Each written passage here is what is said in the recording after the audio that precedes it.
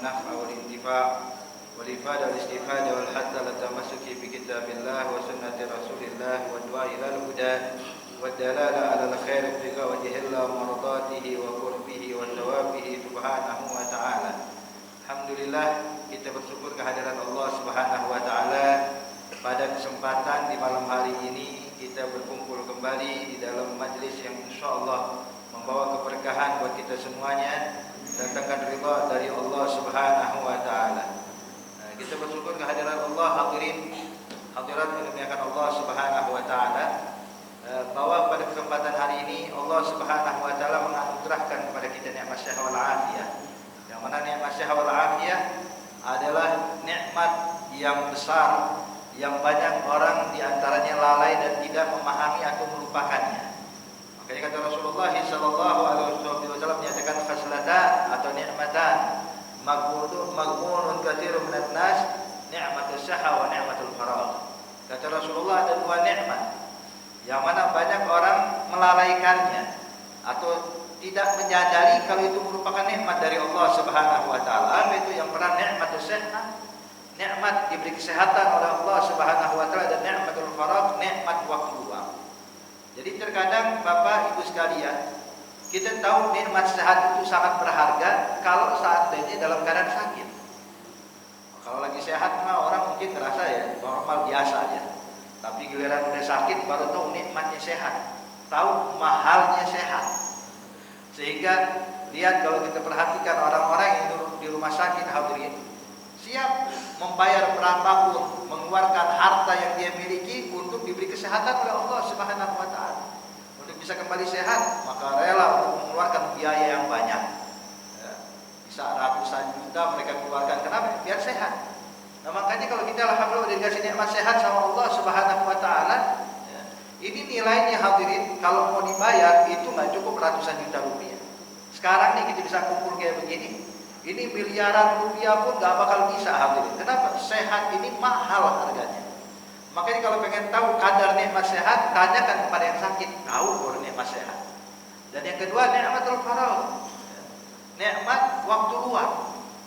Makanya hadirin, ketika seseorang memiliki waktu luang, dia tidak isi dengan kebaikan, tidak isi dengan amal taat, tidak isi dengan hal-hal yang mendekatkan diri kepada Allah. Kalau dia dalam keadaan waktu luang, mungkin dia ngerasa tidak ada kadar atau nikmat tersebut hadirin.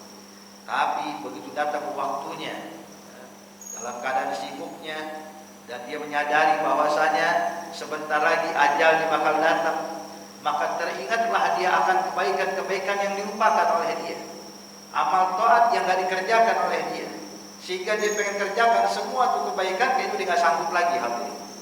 Makanya dinyatakan di dalam hadis kata Rasulullah sallallahu alaihi wasallam, min husni islamil mar'i tarkuhu ma la ya'ni. Nabi menyatakan kualitas Islam seseorang itu akan dinilai ketika dia menghabiskan waktunya untuk hal yang bermanfaat bagi dirinya. Manfaat dalam urusan dunia, manfaat dalam urusan akhirat.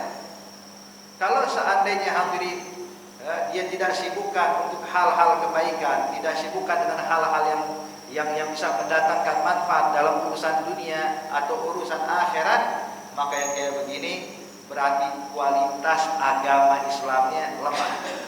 Makanya kita nih sekarang nilai kita diri kita masing-masing hadirin. Kita banyak menghabiskan waktu kosong kita untuk hal yang sia-sia atau untuk mendekatkan diri kepada Allah. Dari situ kita sadar dan kita ketahui seberapa besar kualitas Islam kita, seberapa bagus kualitas agama yang kita anut saat ini hadirin. Makanya kalau orang-orang yang ahli taat itu waktunya Pak mahal. Semuanya untuk amal taat, semuanya untuk mendekatkan diri kepada Allah. Ada di antaranya Al-Imam Al-Habib Abdullah bin Husain bin Tahir. Beliau menghabiskan waktunya itu untuk ilmu, untuk dakwah, untuk berzikir, untuk mengarang kitab dan lain-lainnya. Sampai hampir tidak didapatkan ada waktu kosong bagi dia. Itu bayangin sholat duhanya aja Bu, Pak, 10 juz Al-Quran. Sholat duhanya, sholat witirnya 10 juz Al-Quran. Artinya apa? setiap 3 hari sekali khatam Quran 2 kali. Jadi kalau kita ngamalin aja waktu itu udah habis buat Quran semua udah. Belum lagi digunakan sama dia untuk mengajar, dihabiskan untuk berzikir, dihabiskan untuk mendekatkan diri kepada Allah Subhanahu wa taala sampai sekali waktu. Ada salah satu murid beliau, karena tahu gurunya adalah orang yang sangat perhatian dengan waktu, mengisi waktunya hanya untuk ibadah dan taat, sampai salah satu muridnya ini memikirkan kayaknya hadiah yang pantas buat guru saya ini adalah jam. Artinya biar bisa mempermudah dia mengatur waktunya, kapan waktu ibadah, kapan waktu ngajar, kapan waktu istirahat, kapan waktu kumpul sama keluarganya. Maka datang nih murid, bawa jam tangan, hadirin jam tangan zaman dulu ini. Sebab Habib Abdullah bin Husain bin Tahir mungkin wafat kurang lebih hampir 100 tahun lebih lah, ya, bukan sampai 150 tahun yang lalu Habib ini. Artinya ini murid datang bawa jam arloji ya zaman dahulu, dihadiahkan kepada Habib Abdullah. Kali itu Habib Abdullah nggak ngerti, bingung apa ini. Dia bilang, Habib ini jam, ini buat bantu antum ngatur waktu. Jadi contoh dari jam sekian sampai jam sekian waktunya antum ngajar, jam sekian sampai jam sekian kalau ini nyampe kemari jarum pendeknya waktunya antum melakukan ini, jam sekian macamnya. Kata ya Abdullah, masya Allah, ini hadiah yang luar biasa, bisa bantu saya benar-benar. Senang, dikasihlah itu jam. Jadi setiap ngajar taruh jam hadirin. Lihat jam sekian ayo taklim, jam sekian ayo selesai taklim, kita tunggu dulu sampai sini. Kenapa? Dia pengen mengisi kesibukan yang lain. Sehingga sang murid yang ikut hadir, yang memberikan hadiah, senang, bangga. Artinya hadiahnya digunakan benar-benar sama gurunya. Kemudian setelah berlalu 1 minggu, sang murid begitu hadir taklim bingung, kok jamnya udah nggak ada lagi nih. Habib kembali mengajar kayak biasa, tidak ada jam. Akhirnya tanya ke dia, Habib, jam yang saya hadiahkan mana? Dibilang, oh, hadiah yang aku berikan kepada saya, ya, tadi pagi rusak. Jamnya itu rusak. Sang murid bingung, nggak mungkin rusak, baru kok. Beda kalau di bertahun-tahun, ini jam baru kok bisa rusak. Dia bilang, Habib, boleh kan saya lihat jam? Bagus, ada di atas lemari. Diambil itu jam. Ternyata zaman dulu kan jam belum pakai baterai, hadirin. Masih diputar dulu tuh kayak per ya. Bilang pas diambil, dicoba diputar, hadirin, nyala lagi itu jam. Maka dia bilang, Habib, minta maaf, ini jam sebenarnya nggak rusak. Ini jam berfungsi. Cuman kalau seandainya mati, atau tinggal putar aja, putar nih beberapa saat, nanti dia bakal hidup lagi. Kata ya Allah, kalau begitu, kalau memang harus muterin jam dulu nih, terus terang minta maaf deh, Ane nggak punya waktu buat muterin jam. Karena habis udah dengan waktu zikir ibadah, akhirnya mesti nambah lagi waktu, kata dia. Coba lihat hadirin, coba kalau kita jangankan muterin jam, muterin yang lain mah sanggup gitu ya. Makanya di sini hadirin lihat, bagi para sholihin, orang-orang yang dekat dengan Allah Subhanahu wa taala, waktu itu berharga. Sehingga pernah ada salah satu ulama besar. Jadi dia ini adalah orang yang masya Allah ikhlas dalam mengajar, dalam berdakwah. Habis waktunya untuk mendekatkan diri kepada Allah. Subhanallah, dia itu dari mulai subuh sampai gak pernah berhenti ngajar di masjid, di musola, di majelis, di zawiyah, di ini dan itu. Kemudian hadirin sekali waktu, pas di malam hari datang tamu. Ini tamu kebetulan hartawan, orang kaya raya, yang masya Allah hartanya berlimpah. Maka ini sang tamu tadi, sang orang kaya tadi, kebetulan mungkin ada beberapa pertanyaan yang ingin ditanyakan kepada sang guru ini tentang permasalahan-permasalahan hitung-hitungan zakat atau hitungan-hitungan warisan atau yang lainnya. Maka ketika datang ke rumah ini Syekh bilang, berjumpa dengan anaknya, "Bulan, abahmu ada nggak?" Bilang, "Saya mau ketemu," kata tamu ini. "Ada urusan, saya pengen minta jawaban dari dia." Kata anaknya, "Ada, sebentar." Masuknya anak, manggil abahnya, "Abah, di depan ada tamu, pengen ketemu sama abah." Dibilang, "Siapa?" "Bulan bin Bulan." Yang ma'ruf di kampungnya adalah orang yang kaya raya hadirin. Maka ini Syekh bilang, "Tanyain apa dia itu tamu. Kalau mau ketemu sama anak, abang kok jadi ngomongin masalah duit? Kok ngomongin masalah harta? Biasanya nggak gini, kok ketemu tamu mah apa? Enjoy aja ketemu aja. Kok ke sekarang pakai nanya lu tarifnya berapa dia mau bayar? Kata abahnya, nah, abah ini bukan mau cari tarif, mau cari duit dari dia, bukan. Cuma dia pengen ngambil waktunya abah, dan waktu adalah hal yang paling berharga punya abah. Ini waktu yang saya anggap itu paling berharga. Saya siap korbankan waktu saya buat dia. Pertanyaannya, dia bisa nggak korbankan yang paling berharga buat dia? Yang paling berharga buat dia harta. Sedangkan yang berharga buat saya ilmu atau waktu. Kalau saya ingin mengajarkan, dia ingin memberikan jawaban, dia sanggup bayar berapa? Arti ngasih teguran kepada itu tamu, hadirin. Nah, makanya di sini hadirin hadirat yang dimuliakan Allah Subhanahu wa taala, terus terang itu disebutkan di dalam azan bahwasanya tidak ada yang membuat calon penghuni surga nanti di akhirat kelak penyesalan di dalam surga kecuali satu. Apa itu? Kalau mengingat kehidupan mereka di dalam dunia, berlalu waktu mereka tidak gunakan buat berzikir pada Allah Subhanahu wa taala. Itu penyesalannya. Coba kalau waktu itu saya baca zikir ya, waktu luang saya. Coba kalau saya habiskan buat ibadah ya, mungkin pahala yang saya dapatkan lebih dari sekarang. Mungkin yang saya dapatkan ganjarannya lebih banyak daripada ini nih. Jadi penyesalannya apa hadirin? Penyesalannya kalau ingat waktu yang terbuang sia-sia. Makanya Allah Subhanahu wa taala nyatakan dalam Al-Qur'an, wal 'asri innal insana lafi khusr. Sesungguhnya demi masa, demi waktu, kata Allah. Innal insan, sesungguhnya manusia itu lafi khusrin, dalam keadaan merugi. Artinya hadirin hadirat yang dimuliakan Allah Subhanahu wa taala, ketika Allah bersumpah demi masa, bersumpah demi waktu, dan banyak dalam ayat Al-Qur'an Allah mengulang-ulang bersumpah dengan waktu-waktu tertentu hadirin. Allah nyatakan wadduha wal laili idza saja wasyamsi wadduhaha wal qamari idza talaha wal laili idza yaghshaha was samai wa ma banaha. Artinya Allah Subhanahu wa taala mengulang-ulang sumpah dengan dikaitkan dengan waktu, wal fajri wal layalin 'ashr. Kemudian juga dalam ayat-ayat yang lainnya ayat Al-Ahqaf Allah menjelaskan bersumpah dengan waktu tertentu. Ini menunjukkan bahwasanya waktu itu sangat berharga. Dan di dalam Islam secara nggak langsung Bapak Ibu sekalian, Allah mengajarkan kita cara memanage waktu. Allah mengajarkan kepada kita cara mengatur waktu. Contohnya sholat 5 waktu. Gak bisa kita kerjain sholat 5 waktu dalam satu waktu. Kita sekalian jadi sekarang subuh, zuhur, asar, maghrib, isya saya kerjain dalam satu waktu. Kenapa? Biar nanti waktu saya kosong mau melakukan kegiatan. Gak bisa hati ini. Sekarang waktunya subuh, zuhur, tunggu tergelincir matahari. Udah mulai tergelincir matahari, sekarang waktunya zuhur, asar boleh? Belum. Entar, kalau seandainya panjang bayangan sama dengan panjangnya benda ini.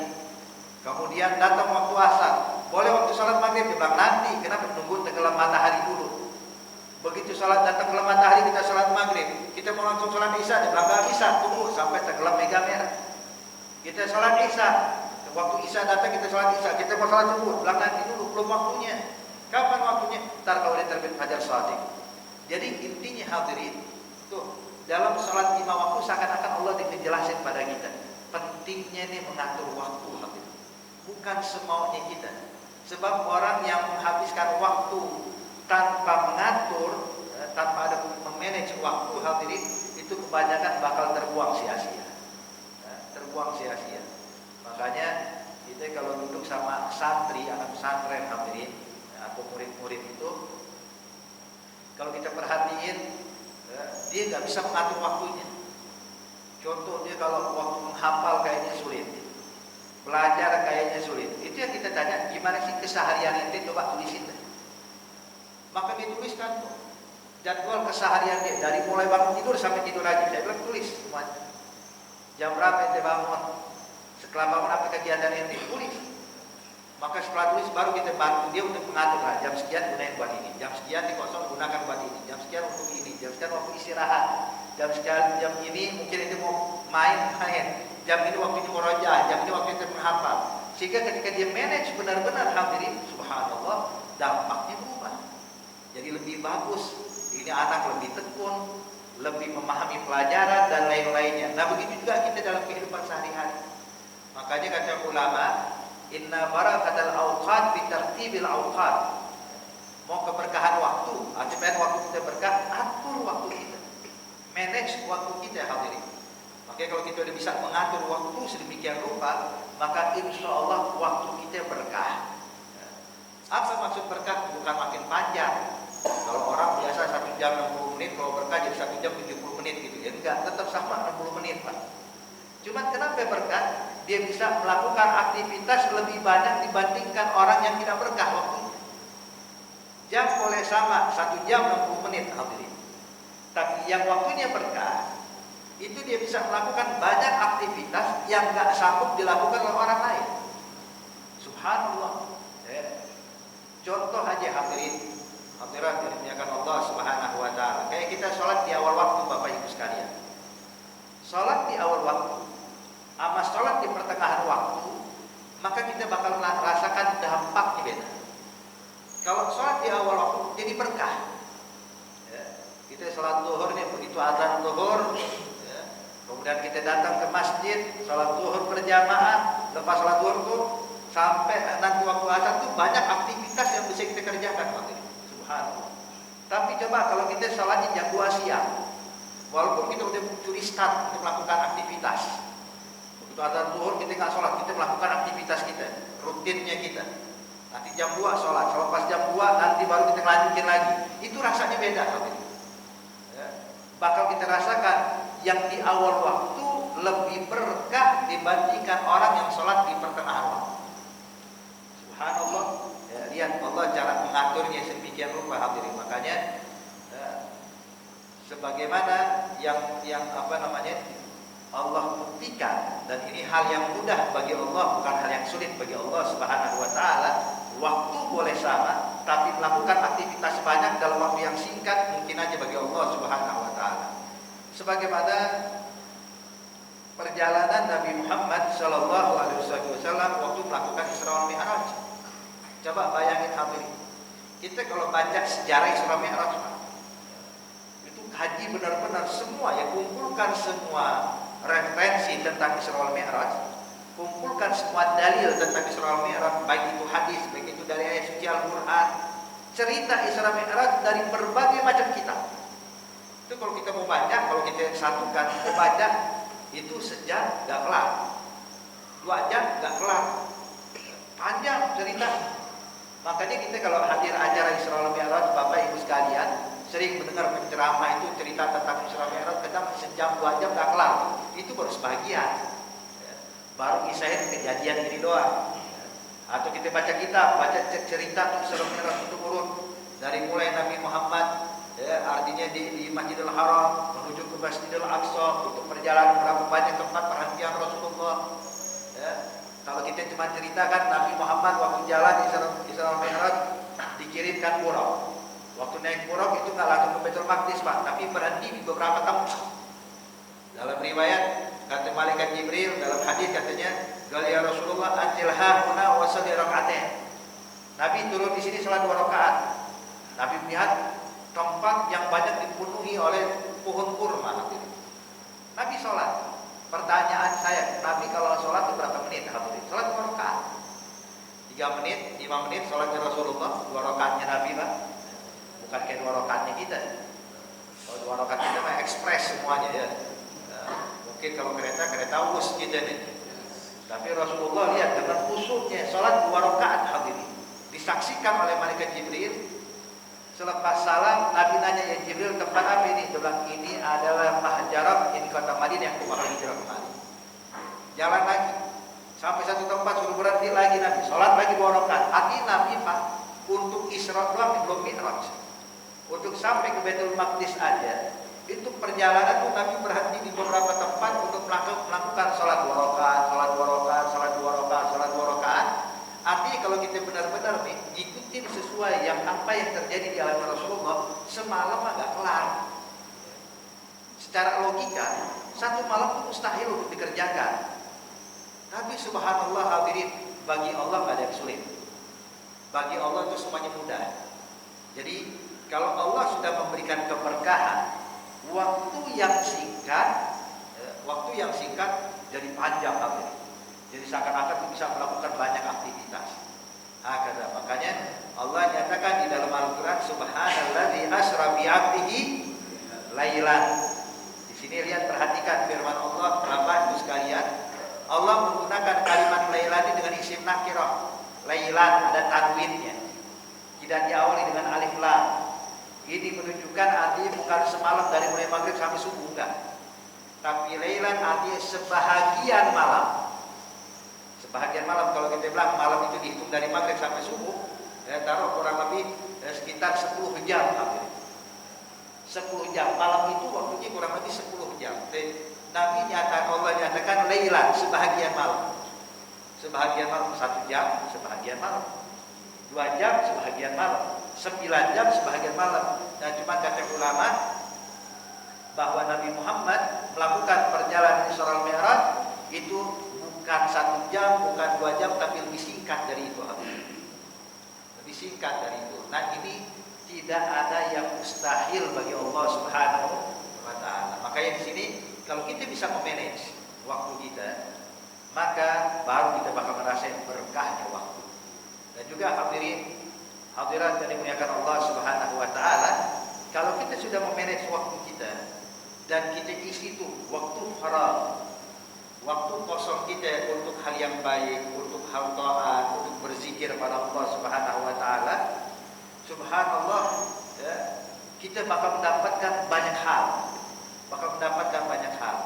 Tapi berbeda kalau seandainya kita duduk untuk hal sia-sia, nonton TV aja 1 jam, 2 jam, pegang lihat internet, pegang handphone, sambung setengah jam, 2 jam. Kalau tanya, kalau gunakan buat baca subhanallah di setengah jam bisa dapat berapa ribu? Bisa dapat ribuan, ratusan. Subhanallah, setengah jam aja. Kita aja kalau baca subhanallah cuma 1 menit bisa dapat 30 mungkin, Pak. 30 kalimat tasbih subhanallah itu baru 1 menit. Gimana kalau 60 menit? 1 jam. Nanti kalau 30 kali 60 subhanallah, lihat apa yang kita dapatkan. Banyak, 1000 lebih bacaan tasbih.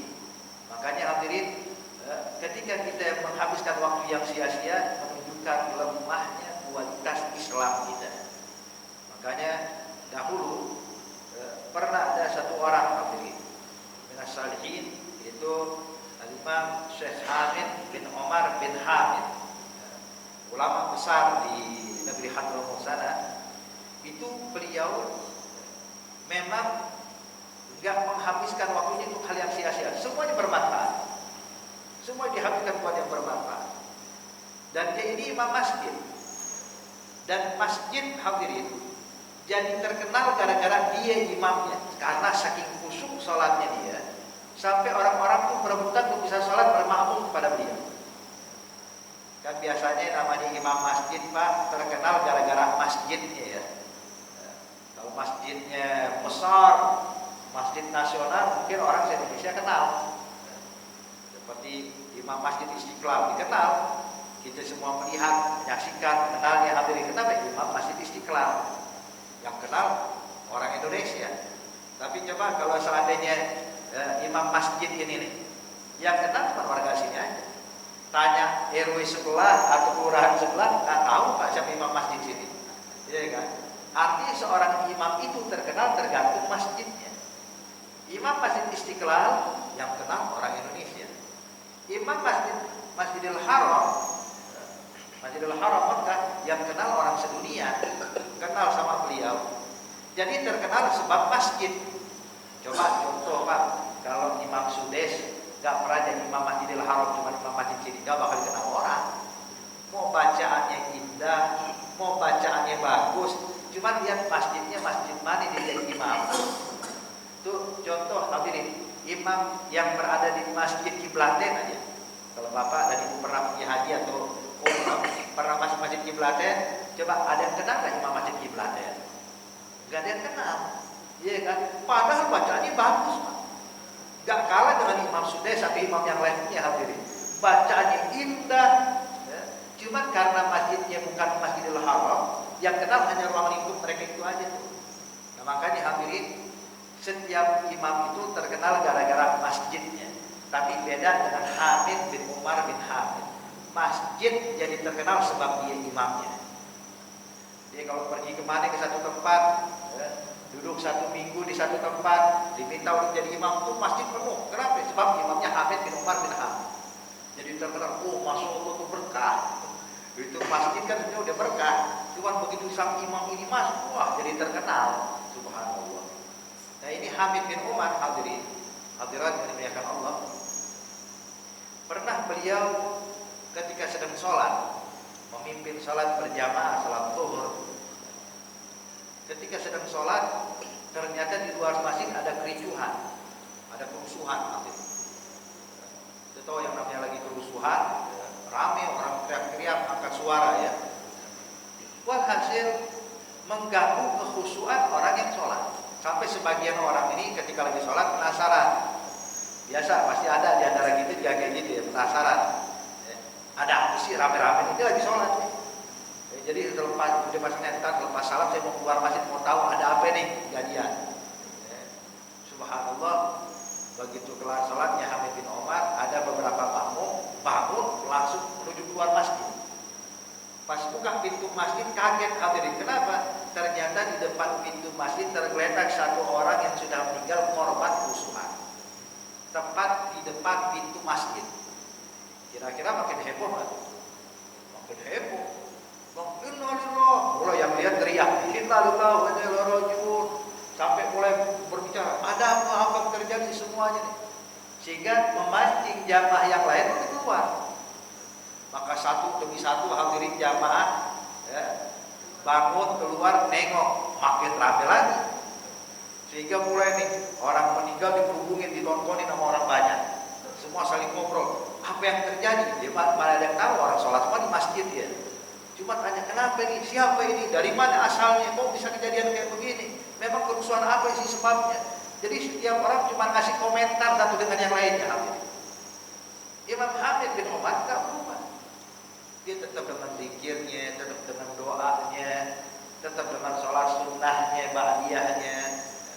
Udah kelar, tuntas dia jalanin rutin beliau di masjid, baru dia keluar. Bagi Imam Hamid bin Umar keluar masjid, Bapak Ibu sekalian, tentunya beliau ini kan orang yang sangat disegani di kampung, sehingga warga setempat itu waktu melihat sang imam keluar masjid semua langsung diam.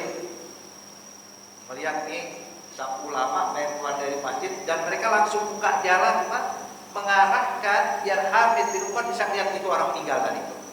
Kenapa? Mereka menantikan komentarnya Hamid bin Umar apa nih? Kalau setiap orang dikasih komentar semua, mereka pengen komentar di guru kita ini apa nih? Ternyata Imam Hamid bin Umar begitu keluar masjid, Pak, nengok ke kanan ada sosok jenazah orang sudah meninggal dunia. Dia lihat, tidak kasih komentar sedikit pun, dia jalan pulang. Sampai orang-orang heboh lagi. Ini gimana? Imam masjid, ya, ada orang meninggal depan masjid yang dia imamnya, kagak kasih komentar sama sekali. Sampai satu orang gak kuat, teriak, manggil Hamid bin Umar, ya Hamid bin Umar, ya Hamid bin Umar. Hamid bin Umar berhenti dipanggil. Dibilang lebih, bilang ente nggak ngeliat ada jenazah depan masjid? Gak nabrak, ada ngeliat. Apa komentar ente? Kok cuma diam? Kenapa nggak kasih komentar? Kenapa nggak kasih ucapan sedikit pun? Kasih kayak komentar, tanya kayak ini siapa? Kan enak begitu. Ini nggak kasih komentar sama sekali langsung jalan. Kata Hamid bin Umar, mohon maaf, kalau saya tanya ini siapa, kira-kira itu orang ada yang tahu nggak? Ya nggak ada yang tahu loh, orang bukan orang kampung sini. Tapi kalau saya tanya nih, kejadiannya apa nih? Kalian tahu nggak kejadiannya bagaimana? Dia bilang ya nggak tahu ya, kan itu sholat tadi berjamaah di belakang itu. Tapi kalau saya tanya nih, kira-kira pelakunya bisa ketemu nggak? Ya nggak bisa juga ya Hamid bin Umar. Kalau anda tanya bisa hidup lagi nggak dia? Ya nggak bisa, orang udah meninggal. Terus buat apa dia komentarin? Nggak bawa manfaat. Walau ketemu siapa pelakunya, walau bisa hidup lagi orang, ya kan? Ya. Dan tidak tahu sebab musababnya. Jadi komentar yang saya sampaikan malah yakni sesuatu yang nggak ada manfaat. Mendingan udah nanti ada orang yang ngurus.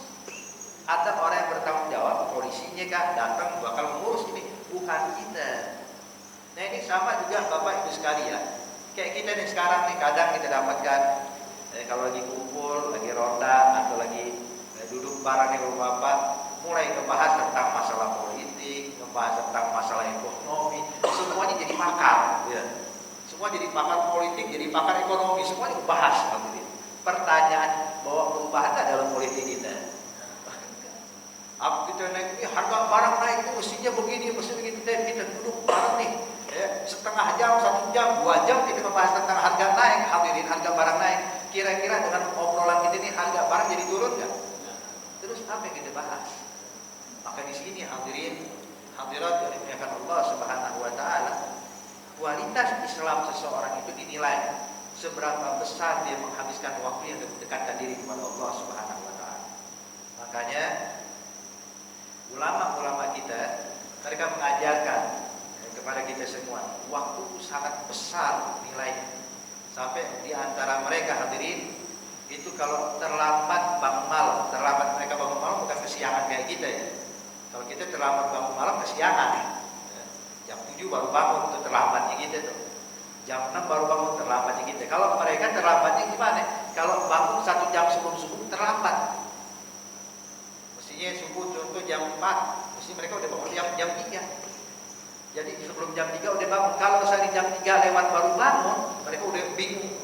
Kenapa? Terlambat saya bangun malam. Sebab mereka udah punya jadwal. Dia habiskan 1 jam sebelum subuh ini buat apa sih?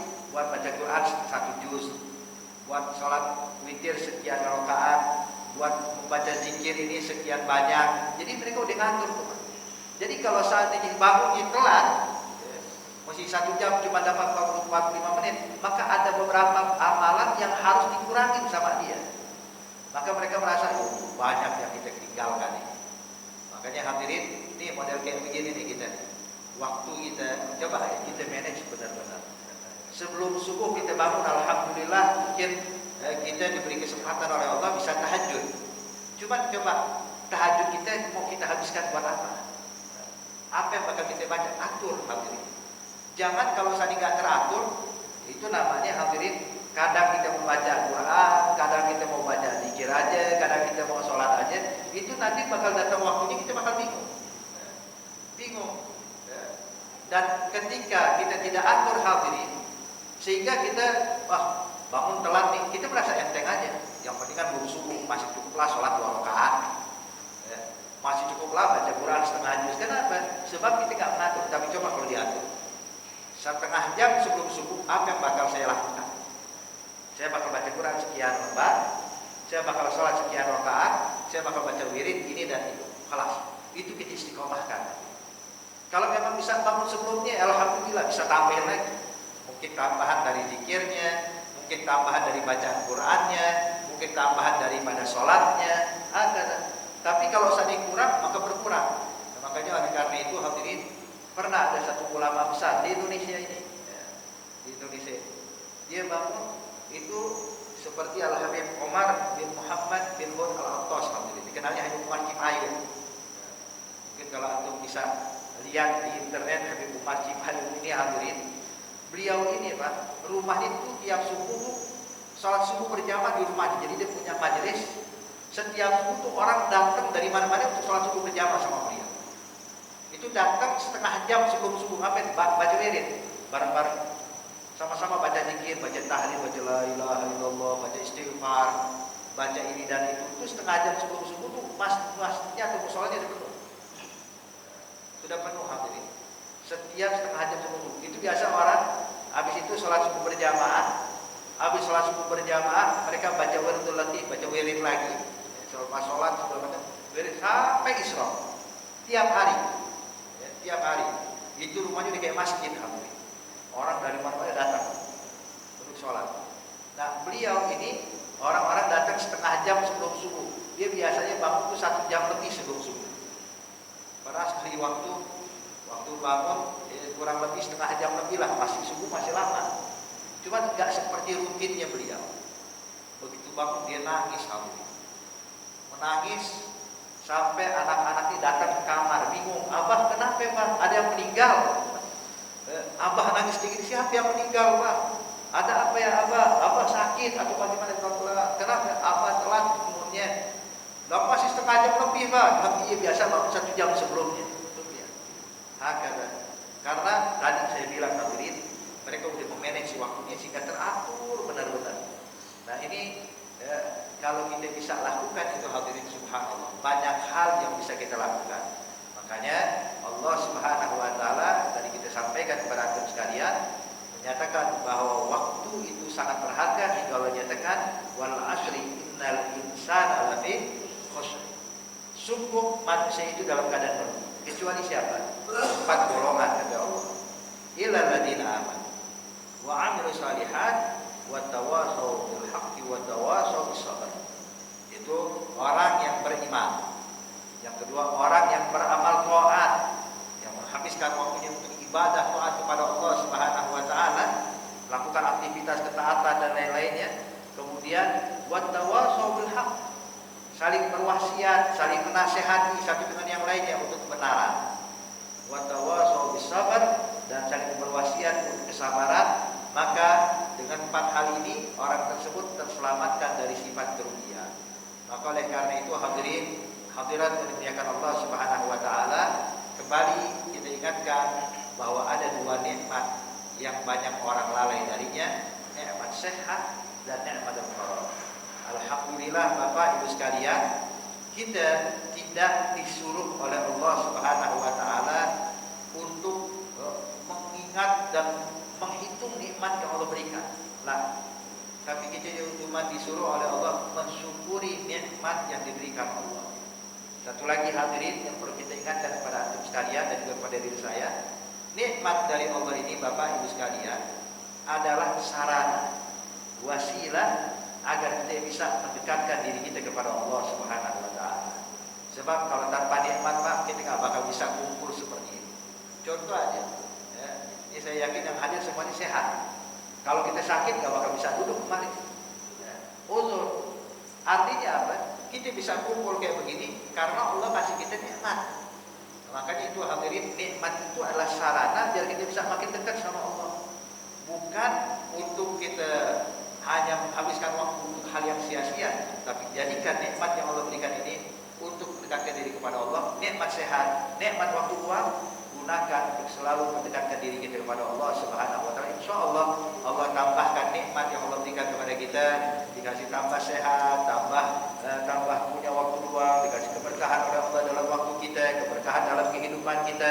Allah kabulkan segala hajat kita dan insyaallah Allah bimbing kita sehingga kita bisa menjadi orang-orang yang mendapatkan ridha dari Allah Subhanahu wa taala. Amin ya rabbal alamin. Dan juga terakhir hadirin, saya ingatkan karena kita sudah masuk daripada bulan Rabiul Awal, bulan yang mana dilahirkan Nabi besar Muhammad sallallahu alaihi wasallam, saya sarankan kepada antum sekalian, ayo gali sejarah, cerita tentang kehidupan Nabi dan coba kita praktekkan dalam kehidupan kita. Insyaallah kita bisa menjadi orang-orang yang bisa meneladani Rasulullah.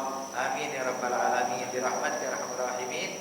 Mungkin ini aja hadirin saya sampaikan, lebih kurangnya fakir mohon maaf. Wabillahi taufiq wal hidayah. Wassalamualaikum warahmatullahi wabarakatuh. Al-Fatihah. Sayyidina Habibina Syafi'ina Muhammad bin Abdullah walidina walidikum amwatina amwatikum wa muslimin ajmain.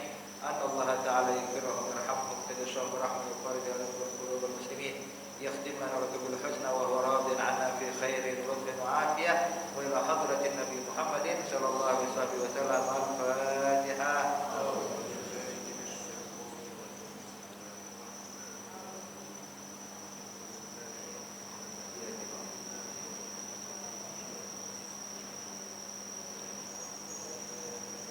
ربنا تقبل منا إنك أنت السميع العليم وتب علينا إنك أنت التواب الرحيم. دعواهم فيها سبحانك اللهم تحيته فيها سلام وآخر دعواهم أن الحمد لله رب العالمين.